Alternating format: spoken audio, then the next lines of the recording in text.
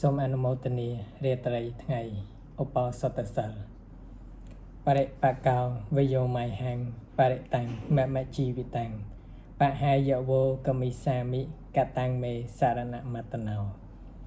វ័យរបស់តថាគតចាស់ហើយជីវិតរបស់តថាគតមានប្រមាណតិចតថាគតនឹងលះបង់អ្នកទាំងឡាយហើយទៅ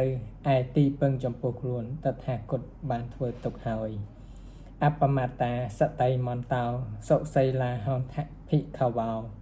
សុសមាហេតសង្កបា សច្ចតមនោរខដ្ឋៈមនីភិក្ខុទាំងឡាយអ្នកទាំងឡាយកុំប្រមាទត្រូវមានស្មារតីមានសិលល្អមានអំរេះតម្កល់នឹងល្អចូលរក្សាចិត្តរបស់ខ្លួនឲ្យរឿយៗចោះយោអ៊ីម៉ាស្មាំងធម្មវិនយេអបមត្តោវិហសតិបហាយៈជាតិសង្សារំទុក្ខសន្តាំងករិសតិតិភិក្ខុណាមិនប្រមាទហើយនៅក្នុងធម្មវិន័យនេះភិក្ខុនោះនឹងលះបង់ជាតិសង្សារ